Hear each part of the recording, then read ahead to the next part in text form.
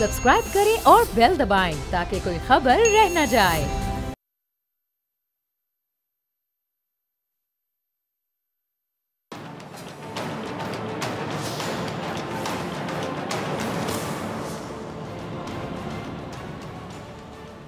अस्सलाम वालेकुम, मैं हूं डॉक्टर फ़िज़ा खान और मैं हूं पाकिस्तान। 2024 की जगह 2025 ने नए जो इम्कानात हैं, उमंगें, जज्बों, वसवसों और खदशों के साथ 2024 की जगह ले ली है। 2025 पाकिस्तान के लिए कैसा रहेगा, पाकिस्तान की आइनी और निज़ाम इंसाफ को क्या चैलेंजेस होंगे, इस सारी सूरत हाल पर बात करने के लिए मेरे साथ मौजूद हैं तज्ज़ियाकार साद रसूल। बहुत शुक्रिया आपका ज्वाइन करने के लिए, वक्त देने के लिए। साथ कुछ खबरें ये आ रही हैं कि मिलिट्री कोर्ट में एक अहम जो मुलजिम है वो बानी PTI के खिलाफ वादा मुआफ गवाह बन सकते हैं। अगर ऐसा हो जाता है, जो कि खबरें आ रही हैं ऑफ द रिकॉर्ड, तो फिर क्या पोजीशन देखते हैं आप बानी PTI की? देखिए, अगर कोई शख्स वादा माफ गवाह बन जाता है तो वो किन सर्कमस्टांसेस के अंदर वादा माफ गवाह बना, अदालत सबसे पहले ये देखेगी। क्या कोई ऐसी फिजिकल कस्टडी थी जहाँ पे उसके पास चॉइस थी, या कोई ऐसी सिचुएशन में था जहाँ पे उसकी फ्री विल जो है वो उसने एक्सरसाइज नहीं की और किसी प्रेशर में कोई बात की। सबसे पहले तो अदालत ये देखेगी। उसके बाद अगर ये तयन भी हो जाए कि कोई वादा माफ गवाह बन गया है, तो उसके फैक्ट्स देखने पड़ेंगे कि क्या उसने वादा माफ गवाही के अंदर उसने क्या बयान दिया है, प्रिसाइसली किस चीज़ से इम्प्लिकेट किया है।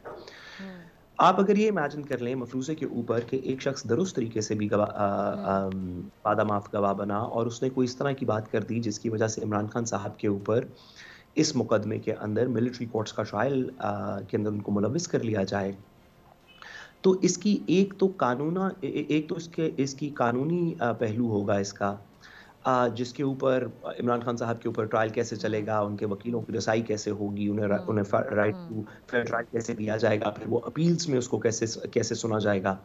वो तो इसका एक प्रोसेस होगा। लेकिन इमरान खान साहब की अपनी प्रोफाइल की वजह से, उनके साबिक वज़ीर आज़म होने की वजह से, अगर इस तरह का कोई एक्शन हो जिसमें उनका मिलिट्री ट्रायल हो, तो उसके इंटरनेशनल और डिप्लोमेटिक कॉन्सिक्वेंसेस ज़्यादा होंगे, उसके पॉलिटिकल कॉन्सिक्वेंसेस भी बहुत ज़्यादा होंगे। पाकिस्तान के अंदर जो हम सियासी इस्तेहकाम की तलाश कर रहे हैं, ये उस इस्तेहकाम के लिए भी ख़राब होगा। पाकिस्तान के अंदर जो पॉलिटिकल स्टेबिलिटी चाहिए, और पाकिस्तान के बाहर जो हमारे आजकल कॉन्वर्सेशन चल रही है, ख्वाह वो GSP प्लस के रिलेटेड कॉन्वर्सेशन हो या इनकमिंग अमेरिकन एडमिनिस्ट्रेशन के साथ कॉन्वर्सेशन हो, उन तमाम चीज़ों के अंदर भी एक ऐसा अंसर आ जाएगा अगर इमरान खान साहब का कोई मिलिट्री ट्रायल किया जाए, जिससे पाकिस्तान के दीगर इंटरेस्ट्स को भी शायद कुछ ठेस पहुंचे। तो इमरान खान साहब का मिलिट्री ट्रायल के अंदर होना, उनको उसमें इम्प्लिकेट करना ना करना, मेरा नहीं ख्याल कि ये किसी एक गवाह के वादा माफ बयान के बस बिना पे हो सकता है। इसकी डायनामिक्स बहुत मुख्तलिफ हैं इस तरह का कोई काम करने के लिए। गवाह हैं, अगर वो खुद भी बहुत अहम गवाह हों और अहम पोजीशन पे रहे हों तो? जी देखिए, अगर गवाह बहुत मुस्बत हो, वो फ्री विल से करे और वो कोई ऐसी बात करे जिसमें वाकई इमरान खान साहब को इम्प्लिकेट किया जा सकता हो, तो कानून तो वही रास्ता लेगी और उनके खिलाफ ट्रायल किया जाएगा, जिसके अंदर जो कानूनी लवाजमात जो अभी भी बात हो रही है मिलिट्री ट्रायल्स के बारे में, वो पूरे करने पड़ेंगे ड्यू प्रोसेस के, आर्टिकल 10A के। और उसके अंदर जो भी इमरान खान साहब के खिलाफ फैसला आएगा, उसके खिलाफ एक अपील का प्रोसेस मैसर होगा, जो कि हाई कोर्ट्स और सुप्रीम कोर्ट्स में जाएगा, जैसे कि अब के जो मिलिट्री कोर्ट के कॉन्विक्ट्स हैं उनके खिलाफ मैसर है। लेकिन इमरान खान साहब के मिलिट्री कोर्ट के अंदर किसी तरह की जुरिस्डिक्शन के सवाल के ऊपर सिर्फ कानूनी पहलू देखने ज़रूरी नहीं है, जिस तरह मैंने गुजारिश की कि उसके अंदर कुछ दीगर ऐसे अनासर हैं जो शायद इस फैसले के ऊपर असरअंदाज हों।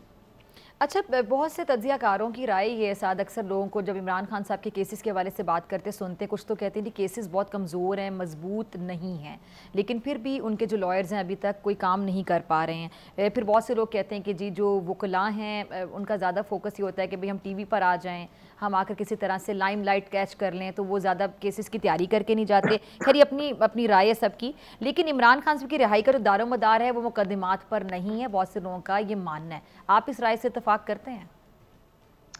सबसे पहले जी मैं गुजारिश करूं कि बतौर वकील मैं गुजारिश करूं कि जब कोई शख्स मुकदमे को हैंडल कर रहा हो, और तो बहुत सारे लोग होते हैं जो ये कहते हैं कि आप ये ठीक नहीं कर रहे हैं, आपको कोई और स्ट्रैटेजी लेनी चाहिए, कुछ और करना चाहिए था। लेकिन ये बिल्कुल वो बैक सीट ड्राइविंग की तरह की बात है कि एक बंदा गाड़ी चला रहा हो और एक पिछली सीट पे बैठा उसे एग्ज़ैक्टली कह रहा हाँ। हो, आहिस्ता कर हाँ, ले, जो थोड़ा-सा तेज़ रिस्पॉन्सिबल है वो कर दे। तैयारी करके जाएगा। तो वो मेरे ख़्याल में इमरान खान हुँ, साहब की टीम की बड़ी मुस्बत स्ट्रैटेजी रही है। उन्होंने हुँ, बहुत सी जगहों पे कन्विक्शंस हुँ, नहीं होने दी, एक्विटल्स हुई हैं। हम उनकी पॉलिटिकल स्ट्रैटेजी पे तनकीद कर सकते हैं कि उन्होंने ठीक है। 26 नवंबर के बारे में क्या कहा।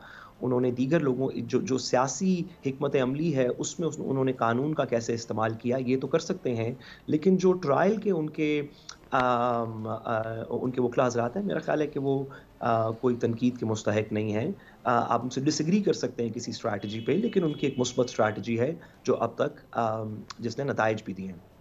अच्छा मुकद्दमात से जो जुड़ा जी, दूसरी जी, जी, बात आप प्लीज़ कंप्लीट कीजिएगा। जी। जो आपने दूसरी बात की, मेरा ख़्याल है कि उसमें भी वज़न है कि हुँ, इमरान खान साहब की रिहाई और इमरान खान साहब के जो ये मुकदमात हैं, इनका शायद हुँ, तमाम दारोमदार कानून की किसी शिक के ऊपर ना हो और इसके अंदर दीगर हुँ, फैक्टर्स भी इन्वॉल्व्ड हैं, पॉलिटिकल रियलिटीज़ इन्वॉल्व्ड हैं।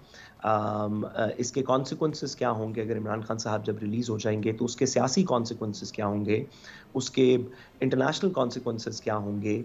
इसको ये किस टाइमिंग में होना चाहिए? मेरा ख़्याल है कि इस तरह के सवालात भी हैं, जिनका कानून की पेचीदगियों से कम और सियासत के दायरों से ज़्यादा ताल्लुक है। ठीक है। अरे साथ मुकद्दमात से जुड़ा एक और अहम सवाल ये कि जो ये आईनी बेंचेज़ हैं, इसके क़याम के बाद ये जो अदलिया की तक़सीम का एक इशू था, मामला था, ये वैसे तो ख़त्म हो जाना चाहिए और ख़त्म नहीं हो गया क्या? क्योंकि कराची बार ने अभी तकरीबन 6 दिन पहले ये जो 26वीं आईनी तरमीम है, इसके खिलाफ सुप्रीम कोर्ट में बाकायदा दरख्वास्त भी दायर की है। सुप्रीम कोर्ट में तो तकरीबन 2 दर्जन के करीब दरखास्तें जी। दायर हो चुकी हैं। हुँ। इफ़ेक्टिव इश्यू जो है 2 लेकिन बातों का पीटीआई है। आपको पता है ना आपने कि कहा पीटीआई बड़ी बैकफुट पे चली गई इस मामले को लेके, एक मैंडेट वाला मामला जो था और एक ये 26वीं तरमीम वाला। अब देखिए पीटीआई की पॉलिटिकल स्ट्रैटेजी क्या है, ये तो वो बेहतर बता सकते हैं। हुँ, पता नहीं वो मैंडेट के ऊपर क्या बात कर रहे हैं। हुँ, हुँ, और मैंडेट भी उनकी एक पॉलिटिकल सियासी हिकमत अमली का नतीजा हो सकता है। हुँ, लेकिन जहाँ तक 26वीं तरमीम हुँ, की बात है और इसके कॉन्सिक्वेंस के अंदर जो हमारा अदालत का निज़ाम है, उसको जो हुँ, रिस्ट्रक्चर किया गया है, जहाँ तक उसकी बात है, तो इससे कोई फ़र्क नहीं पड़ता कि कोई सियासी जमात उसको किस तरह देखती है।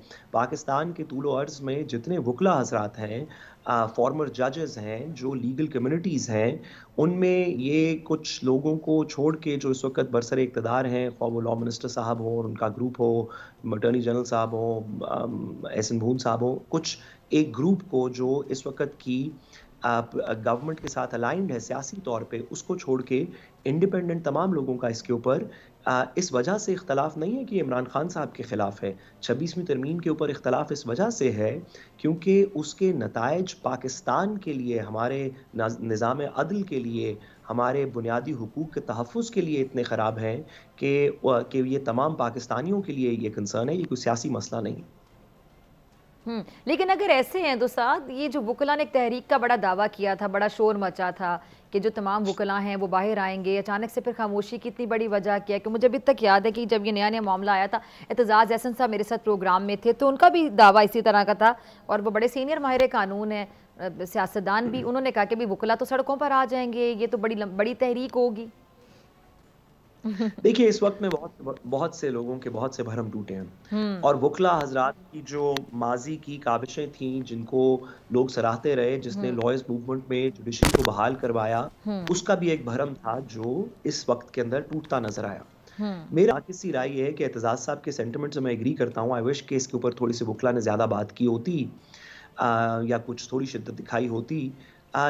लेकिन मेरा इसमें नाक़िसा एनालिसिस ये है कि लॉयर्स मूवमेंट के बाद जहाँ पे लॉयर्स मूवमेंट ने बहुत सारी अच्छी चीज़ें भी की, लेकिन हुँ, लॉयर्स मूवमेंट के बाद हमारी जो बार काउंसिल्स हैं, हमारी जो हुँ, बार की एसोसिएशंस हैं पाकिस्तान में, वो सियासी बेसिस के ऊपर तक़सीम हो गईं। ठीक है। कुछ मुस्लिम लीग नून के हामी वुकला हैं, कुछ पाकिस्तान तहरीक-ए-इंसाफ के हामी वुकला हैं, कुछ पीपल्स पार्टी के हामी वुकला हैं, कुछ जमात-ए-इस्लामी के हैं, एमक्यूएम के हैं।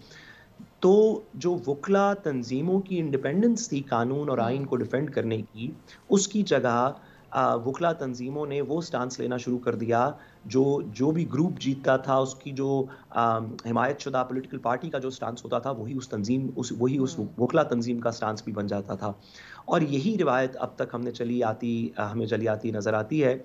और मुझे उम्मीद है कि जब ये करंट सिस्टम में थोड़ी स्पेस होगी, हम्म। तो वकला हजरात में जज साहिबान में आप ऑलरेडी देख चुकी हैं, हाई कोर्ट्स के अंदर, इस्लामाबाद हाई कोर्ट में, सुप्रीम कोर्ट में, मेरा ख्याल है कि अभी भी इंडिपेंडेंस ऑफ जुडिशरी के लिए बात करने वाले बहुत से लोग मौजूद होंगे। लेकिन साथ अगर हम आइनी बेंचों की बात करें और सियासी मुदाखलत के साथ इसको लिंक करें तो आइनी बेंचों से तो शायद सियासी मुदाखलत कम होगी ना। देखिए, आईनी बेंचेस का काम ये है, आईनी बेंचेस उन मुकदमों का फैसला करते हैं जिसमें एक फरीक हुकूमत होती है। हम्म। आईनी बेंचेस वो मुकदमात सुनते हैं जिसमें अगर किसी शहरी का, पाकिस्तान के किसी शहरी के कोई बुनियादी हुकूक के हम्म। ऊपर कोई कदगन लगा है, तो वो रियासत के खिलाफ एक एप्लीकेशन देती है जिसको रिट कहते हैं, और कहते हैं कि जी ये कानून की खिलाफ वर्जी कर रहे हैं या मेरे बुनियादी हुकूक के हम्म। खिलाफ कोई काम कर हम्म। रहे हैं। हम्म। तो आईनी बेंचेस के तमाम मुकदमात में एक फरीक हुकूमत होती है। ठीक है जी। आईनी बेंचेस के ऊपर जो क्रिटिसिज्म है वो ये है कि आईनी बेंच का तायुन, उनकी नॉमिनेशन एक ऐसे जुडिशल कमीशन के थ्रू होती है जिसमें हुकूमत की अपनी मेजॉरिटी है या हुकूमत की बाकी तमाम लोगों से ज़्यादा आवाज़ है, यानी कि हम्म। जुडिशरी की आवाज़ कम है, हुकूमत की ज़्यादा है। तो तनकीद ये है अ, कि दो तरीकों की तनकीद है। सबसे हम्म। पहले ये कि क्यों ये हो रहा है कि जिन मुकदमात में हुकूमत खुद फरीक है, उसमें हुकूमत के नुमाइंदे ही चूज़ करेंगे कि आईनी बेंच कौन-सा होगा जो सुनेगा। सबसे पहली बात इस पे तनकीद हो रही है। और दूसरा प्रिंसिपल ये है कि चलिए अगर हुकूमत का डोमिनेटेड जुडिशल कमीशन चुन भी ले, तो कोई वजूहात तो बयान कर दे। ये तो बता दे कि नंबर 1 को क्यों स्किप किया, 2 को क्यों स्किप किया, 3 को क्यों स्किप किया, 4 से क्यों शुरू किया आईनी बेंच, फिर दरमियान में कुछ लोगों को क्यों स्किप किया गया। मैं इसमें अपनी तरफ से क्या वजाहत दूँ, हम्म। ऑलरेडी सिंध हाई कोर्ट के अंदर ऑनरेबल जस्टिस उमर सयाल साहब को जुडिशल कमीशन ने अपने आईनी बेंच में शामिल किया।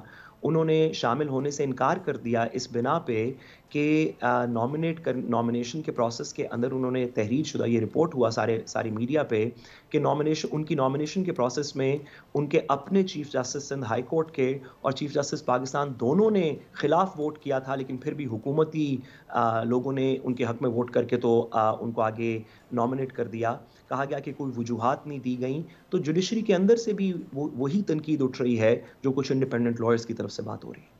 अच्छा, आखिर में आपसे जानना चाहूँगी, जो रिचर्ड ग्रैनिल साहब हैं उनकी जो तनकीद है, उनकी ट्वीट्स धुआंधार किस्म की बड़ी डिस्कस हो रही हैं और बहुत से लोग ये समझ रहे हैं कि शायद वो अमेरिका की तरफ से ट्वीट्स आ रही हैं, हालांकि वो उनकी एक ज़ाती राय है।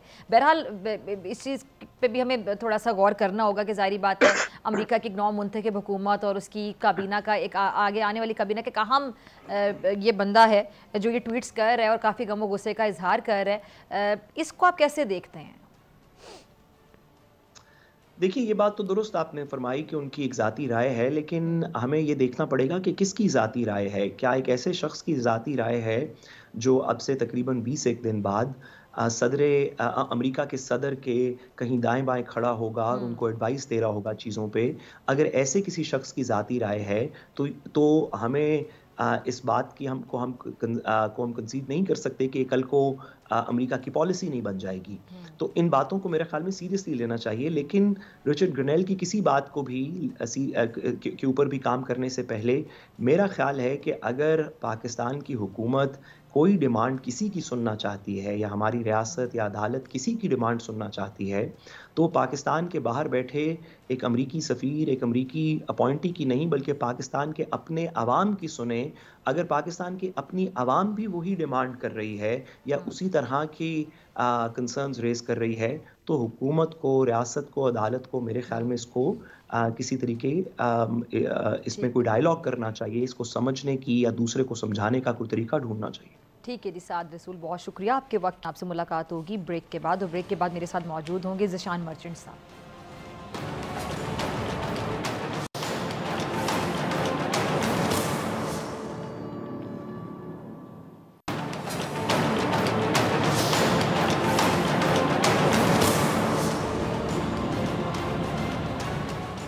वेलकम बैक नाजरीन। अगर हम 2025 की बात करें तो मईशत के हाल के हवाले से वज़ीर-ए-आज़म शहबाज शरीफ साहब ने गए साल के आखिरी रोज़ उड़ान पाकिस्तान प्रोग्राम का ऐलान करके माशी खुद मुख्तारी का हदफ सामने रखा है। अहदाफ में बरामदात को दुगना रखा गया और ऐसा 5 बरसों में होना है। ये टारगेट यकीनी तौर पर नामुमकिन नहीं है, लेकिन इसके लिए जी जान और मुकम्मल कमिटमेंट से मेहनत करना होगी। इस हवाले से अहम बात यह है कि क़याम पाकिस्तान से लेकर आज तक हम अपनी बरामदात बमुश्किल 31 अरब डॉलर तक पहुंचा सके हैं। इसे महज चंद बरसों में 62 अरब डॉलर तक ले जाना मुश्किल हदफ ज़रूर है। इस पर बात करने के लिए मेरे साथ मौजूद है मारूफ माहिर मईशत, किसी तारुफ के मोहताज नहीं, ज़ीशान मर्चेंट साहब। बहुत साहब ज्वाइन करने के लिए, वक्त देने के लिए। ज़ीशान साहब, यही सवाल जो कि मैं अभी इंट्रो में भी बात कर रही थी कि 31 अरब डॉलर तक हम अपनी बरामदात पहुंचा सके हैं 5 साल में, इसको तकरीबन 100% तक लेकर जाना, इस प्रोग्राम से क्या एक्सपेक्टेशंस है आपको? ये मुश्किल हदफ होगा यकीनी तौर पर। बिस्मिल्लाहिर्रहमानिर्रहीम। जी बहुत शुक्रिया आपको मुझे मदऊ करने के लिए। देखिए, जब तक कोई चैलेंजिंग टारगेट्स या टास्क नहीं रखे जाएं, उसको अचीव करने के पीछे मेहनत नहीं की जाती। तो एक तरीके से ये बात तो हौसला अफजा है कि टारगेट बहुत हाई रखा गया, जैसे आपने फरमाया डबल कर दिया है टारगेट। अब वो अचीव क्या हो सकता है या नहीं हो सकता, हमारी एक्सपोर्ट्स का पिछले जितने सालों का भी आप कंपैरिजन कर लीजिए, इन्हिसार रहा है टेक्सटाइल पे। अब टेक्सटाइल की एक्सपोर्ट अपनी सैचुरेशन लेवल तक पहुंच चुकी है और अब वो इसमें मजीद अगर इजाफा भी होगा तो 10 से 20% का हो सकता है।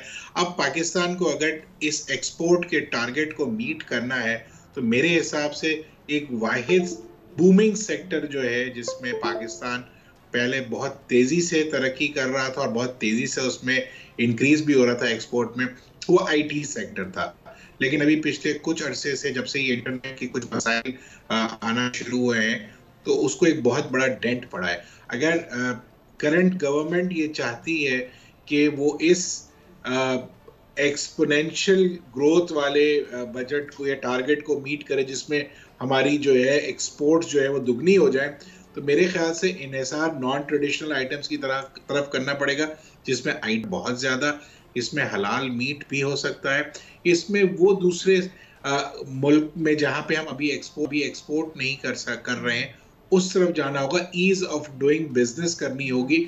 इस वक्त हम बहुत हाई लेवल पे हमारी कॉस्ट जा चुकी है, तो हम इस वक्त कंड्यूसिव इन्वायरमेंट पे नहीं है कि हम जो इतना बड़ा जो टारगेट है उसको बखूबी और आसानी हासिल कर सकें। तो मैं ये समझता हूँ कि मुश्किल ज़रूर है, नामुमकिन नहीं है, लेकिन इसके साथ अगर इन्वायरमेंट और इसके साथ जो फैसिलिटी है, ईज ऑफ डूइंग बिजनेस अगर अवेलेबल हो जाएगा, तो यकीनन इसके ऊपर हम काफ़ी हद तक कोशिश कर सकते हैं। अच्छा ज़ीशान साहब, उड़ान पाकिस्तान की अगर मैं बात करूं तो इसकी जो कामयाबी है, अगर हम ज़्यादा इन्हिसार बरामदात जो है उसकी बुनियाद पर तरक्की से मशरूत है, एक्सपोर्ट्स पर जोर दिया गया है, और अगर हम बरामदात की बात करें, इस चैलेंज के लिए जो पैदावारी लागत है वो बहुत बड़ा चैलेंज है, तो इसको कैसे कम किया जा सकता है, ये कैसे मुमकिन हो सकता है?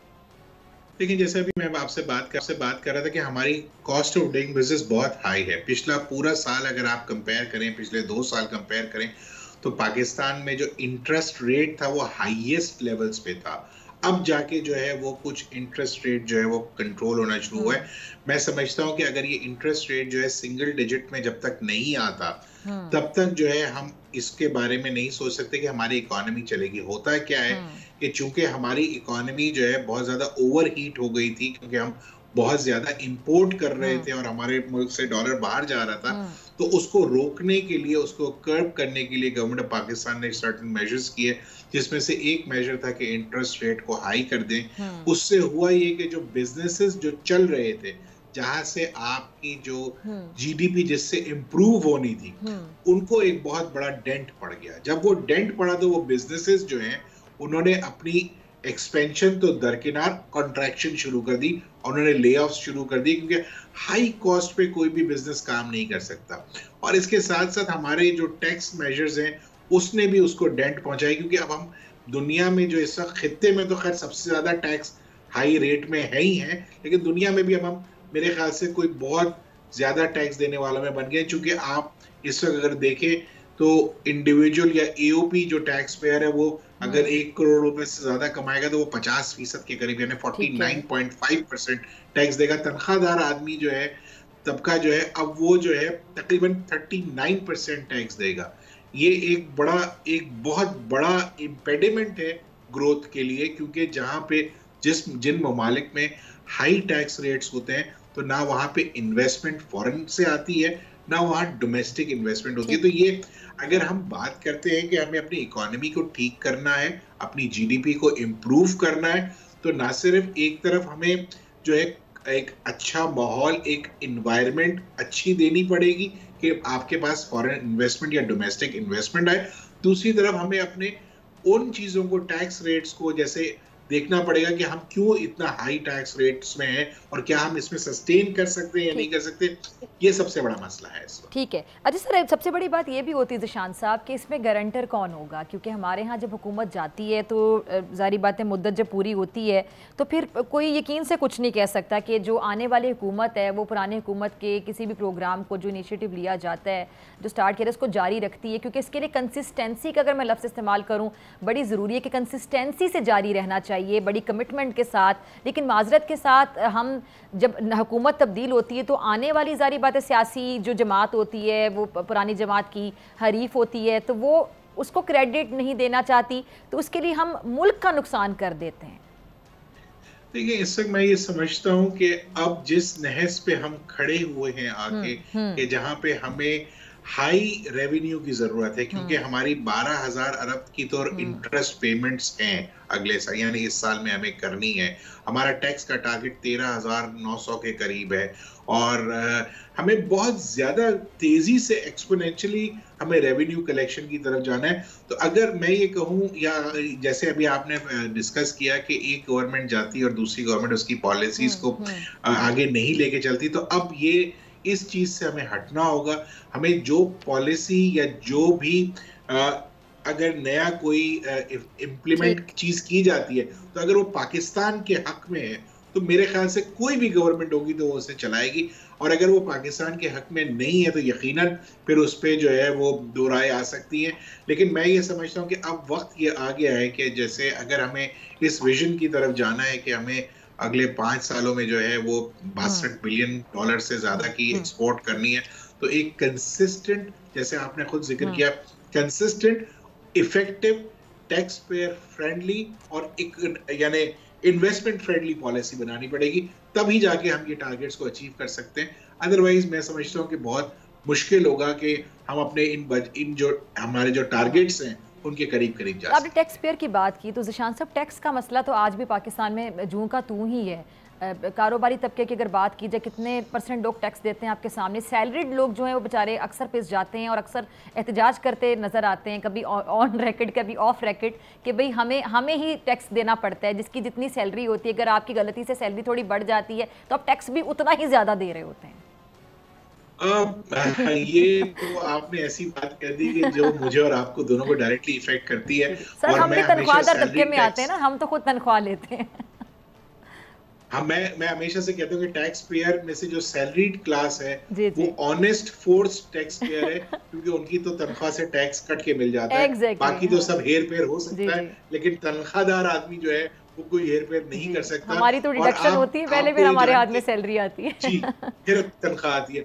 अब मसला है, मैं आपको बताऊं ना, कि ये है कि अगर आप पिछले साल देखें तो सैलरी टैक्स पेयर्स ने जो है तकरीबन 365 बिलियन रुपए का टैक्स दिया है। और जो आप अभी थोड़ी देर पहले जिक्र कर रही थी एक्सपोर्टर्स का, उन्होंने तकरीबन कोई 150 बिलियन टैक्स दिया है। अगर बहुत ज्यादा भी दिया तो 200 बिलियन भी अगर आप कर दें तो गैप जो है वो 150 बिलियन का है, कि जो आप जिसको सारी बरात देते हैं एक्सपोर्ट सेक्टर को, जिनको आप अपना जो है ब्लू आइड बॉय करार देते हैं, वो 200 अरब का टैक्स दे, और आधा अरब का जो है 350 अरब का टैक्स दे। तो ये इनइक्वालिटी जो है ना, ये सबसे बड़ा इम्पेडिमेंट है। फेयर टैक्सेशन होना चाहिए, जो जितना ज्यादा कमाए उतना ज्यादा टैक्स दे। अनफॉर्चुनेटली हमारा रिटेल सेक्टर, हमारा होलसेल सेक्टर इस वक्त सिस्टम में उस तरह से टैक्स नहीं दे रहा जिस तरह से देना चाहिए। हमारा एग्रीकल्चरल सेक्टर उस तरह से कंट्रीब्यूट नहीं कर रहा जिस तरह से करना चाहिए। पाकिस्तान एग्री बेस्ड कंट्री है। पाकिस्तान ने हमेशा अपने आप को फख्र किया है कि हमारे पास जो है हर किस्म की क्रॉप्स होती हैं, लेकिन अनफॉर्चुनेटली टैक्स का कंट्रीब्यूशन बहुत मिनिमल है। 20% जीडीपी में कंट्रीब्यूशन है एग्रीकल्चर की, 20% रिटेल सेक्टर में कंट्रीब्यूशन है, रिटेल सेक्टर की कंट्रीब्यूशन है, लेकिन टैक्स में दोनों को अगर मिला लें तो 4 या 5% से ज्यादा टैक्स में कंट्रीब्यूशन नहीं होगी। तो ये अनफेयर सिस्टम नहीं चल सकता। अगर पाकिस्तान को तरक्की करनी है, पाकिस्तान को अगली लीग में जाना है, तो हर बंदे को, हर इंस्टीट्यूशन को अपनी जो उसका जायज टैक्स है, जितना वो कमाता है उस पे जो है उसे वो टैक्स देना पड़ेगा। और वो फेयर टैक्सेशन अगर होगा तो हर आदमी टैक्स देगा, क्योंकि हम पाकिस्तान जो है दुनिया में जो है दूसरे या तीसरे नंबर पे वो लोग हैं जो ज़कात देते हैं, तो हम टैक्स क्यों नहीं देंगे। हमें इस वक्त सबसे बड़ा मसला जो आता है टैक्स देने में, क्योंकि हम ये समझते हैं यार, मैंने एक्सपीरियंस से आपको बता रहा हूँ कि जो इस सिस्टम में आता है वही फंस जाता है, और जो सिस्टम में नहीं है वो जो है वो खुला घूमता रहता है। तो इस वक्त आपने हैव्स एंड हैव्स नॉट में जो है एक बहुत बड़ा डिफरेंस रखा हुआ है। इसको ठीक करना बहुत जरूरी है। जब तक इसको आप ठीक नहीं करेंगे तब तक आप अपना ट्रू पोटेंशियल जो है टैक्सेशन का या ग्रोथ का, उसे अचीव नहीं कर सकते। गवर्नमेंट ने अभी एक रीसेंट अमेंडमेंट ऑर्डिनेंस लेके आई है, जिससे मैं समझता हूँ कि अगर उसको ट्रू स्पिरिट में अगर अप्लाई किया जाए तो न सिर्फ पाकिस्तान में डॉक्यूमेंटेशन बहुत ज्यादा हो सकती है, बल्कि जो आपका रेवेन्यू का टारगेट अगले कुछ सालों में बहुत अच्छे तरीके से आप अचीव कर सकते हैं, प्रोवाइडेड इसको मिसयूज ना किया जाए, प्रोवाइडेड इसको प्रॉपर्ली इंप्लीमेंट किया जाए। जिशान साहब, आखिरी 1 मिनट है, मैं जरा ये भी जानना चाहूँगी, जो इंटरनेट की स्पीड है हमारे यहाँ, दुनिया ज़ाहिर बात है बहुत सा काम इंटरनेट पे कर रही है, और मईशत जो भी ई कॉमर्स के बगैर कुछ हासिल नहीं कर सकती, नामुमकिन होता है तकरीबन ये हदफ अचीव करना। हमारे यहाँ इंटरनेट की जो स्पीड है, अगर मैं बैलगाड़ी कह दूँ तो सही होगा, बैलगाड़ी की स्पीड से हम चल रहे हैं, हालांकि हमें जहाज़ की स्पीड से उड़ना चाहिए इंटरनेट को लेके। तो इससे सर मईशत किस तरह डायरेक्टली इनडायरेक्टली अफेक्ट होती है? अब जैसे बहुत से ऐसे यंगस्टर्स हैं जो अपनी एजुकेशन भी कंप्लीट कर रहे हैं, और वो इन ड्राइव के ज़रिए या डिफरेंट जो ऐप्स हैं उनके ज़रिए, कोई बाइक चला रहा है, कोई गाड़ी चला रहा है, फूड के बिज़नेस ऐसे हैं, तो उसके लिए इंटरनेट से ही ऑर्डर्स मिलते हैं आपको, या आपको डिलीवरीज मिलती हैं। इंटरनेट की स्पीड जब मुतासिर होती है तो वो तबका कितना मुतासिर होता है, और ओवरऑल अगर देखा जाए तो बिजनेस कितना मुतासिर होता है? बहुत इंपॉर्टेंट आपने बात की। देखें, इस वक्त बैलगाड़ी से भी कोई स्लो चीज हो तो इंटरनेट हमारा वो चल रहा है, जहाज तक ना भी पहुंचे तो एक तेज रफ्तार गाड़ी तक पहुंच जाए, तेज रफ्तार गाड़ी तक पहुंच जाए तो भी बहुत अच्छा हो जाएगा। प्रॉब्लम ये है कि इस वक्त जितना आपका यंगस्टर है वो ऑनलाइन काम करने में बिलीव करता है, वो ऑनलाइन खाना तक ऑर्डर करने में बिलीव करता है, वो ऑनलाइन अपनी राइड्स को बुक करता है, वो मैनुअल सिस्टम से हट चुका है। तो सबसे शॉपिंग भी ऑनलाइन हो रही है अब तो। जी, सबसे बेस्ट वे ऑफ डॉक्यूमेंटेशन ये ऑनलाइन सिस्टम है। इसे तो हमें प्रमोट करना चाहिए, हम तो इसे इस वक्त डिस्करेज कर रहे हैं। तो जब डिस्करेज करेंगे तो आप कैसे डॉक्यूमेंटेशन को आगे बढ़ा सकते हैं? तो मैं ये समझता हूं कि इससे 2 prong फायदा हो सकता है। एक, वो जो यंगस्टर आज जो छोटा छोटा भी काम फ्रीलांस का तौर पे कर रहा था, आज से कुछ महीने पहले तक फारिग हो गया है, तो उसको एक अपनी सेल्फ सस्टेनेबिलिटी होगी, वो खुद कमाएगा, बोझ नहीं बनेगा किसी और के ऊपर, मुल्क तरक्की करेगा। आपको बिजनेसेस जो है आपका, आप एक कंपैरिजन छोटा सा ले लीजिए, हमारी एक्सपोर्ट इस वक्त आईटी की जो है वो गालिबन 3-3.5 अरब डॉलर की है। हमारे बराबर में जो पड़ोसी है वो 135 अरब डॉलर की एक्सपोर्ट कर रहा है आईटी की। तो आप पोटेंशियल देखेंगे कितना बड़ा पोटेंशियल है। आज से कुछ साल पहले हमने आईटी एक्सपोर्ट का टारगेट जो है वो $50 बिलियन तो आईटी एक्सपोर्ट का टारगेट रखा था, और हम ना सिर्फ उसको अचीव कर सकते हैं बल्कि उसे सरपास कर सकते हैं। जब आप आईटी के सेक्टर में जो आईटी के लोग हैं उनसे पूछें तो पोटेंशियल इतना ज्यादा है कि ना सिर्फ मुल्क में रेवेन्यू बहुत आ सकता है, बल्कि आप एक आईटी में बहुत बड़े एक्सपोर्टर बन सकते हैं, प्रोवाइडेड गवर्नमेंट का फोकस हो इस तरफ, गवर्नमेंट इस सेक्टर को इग्नोर ना करे, गवर्नमेंट इनको प्रॉपर एक एनवायरनमेंट दे कि वो न सिर्फ अपने इस बिजनेस को बढ़ा सके बल्कि पाकिस्तान को भी इस दलदल से निकाल सके। और कोई दूर नहीं है कि अगर ये चीजें हो जाए तो पाकिस्तान ना सिर्फ इस दलदल से निकल जाएगा बल्कि एक ऑफ टेक करने वाली पोजीशन में भी इंशाल्लाह जी। बहुत शुक्रिया जिशान मर्चेंट साहब आपके टाइम के लिए, और नाज़रीन बात होगी ब्रेक के बाद।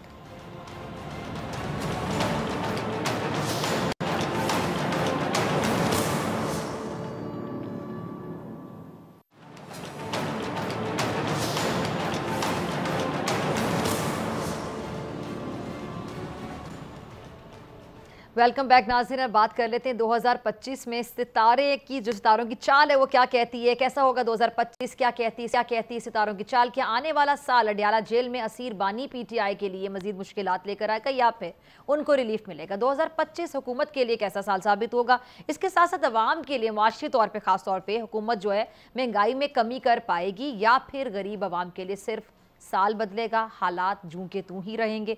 सितारों की चाल पे बात करने के लिए मेरे साथ मौजूद हैं माहिर ईमान चौधरी साहब। बहुत शुक्रिया चौधरी साहब ज्वाइन करने के लिए। चौधरी साहब, इल्म नजूम क्या कहते हैं 2025 में फिर अडयाला का जो फाटक है खुलता हुआ नजर आ रहा है?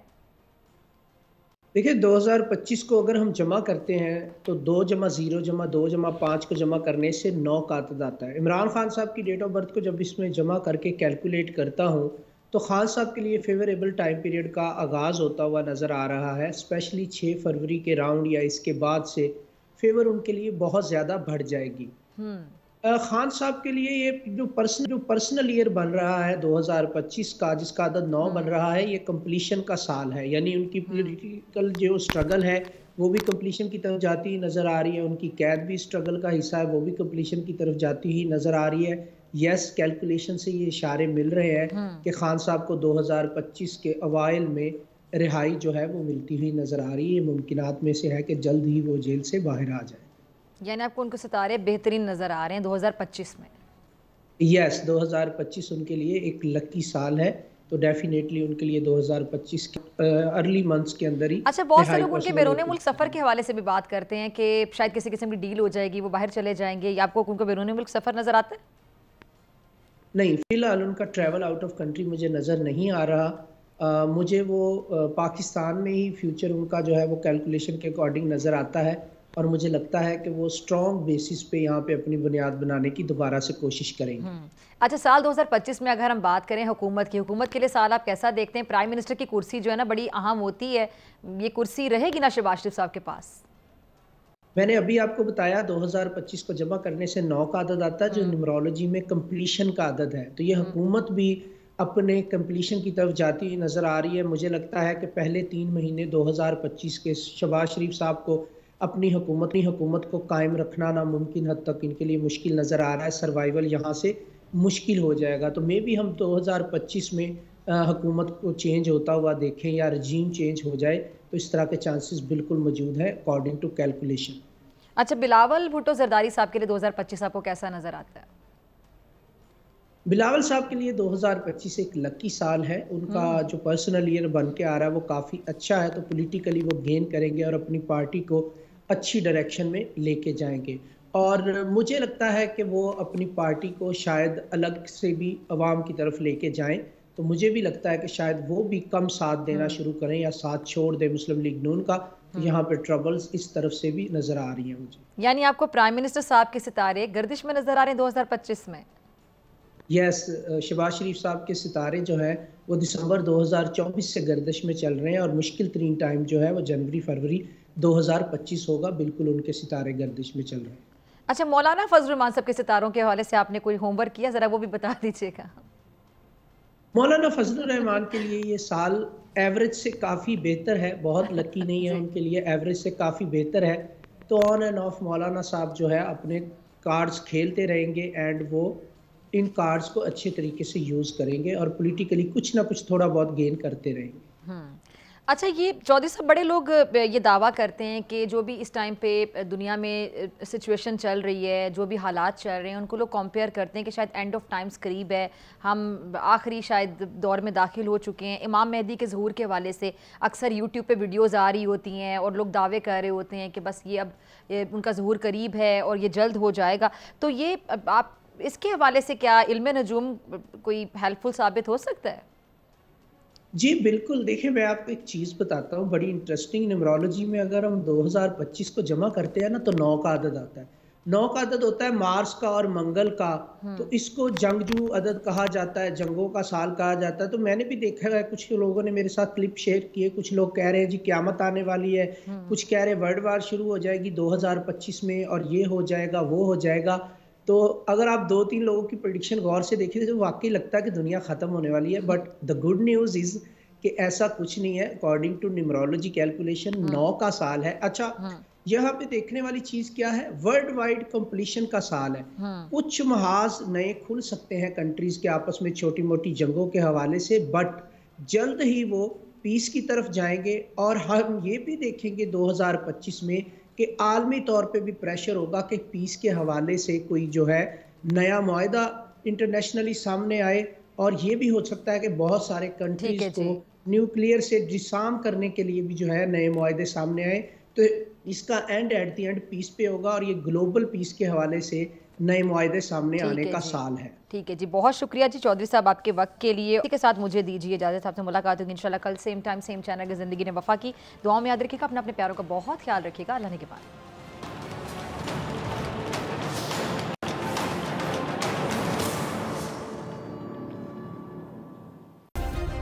सब्सक्राइब करें और बेल दबाएं ताकि कोई खबर रह न जाए।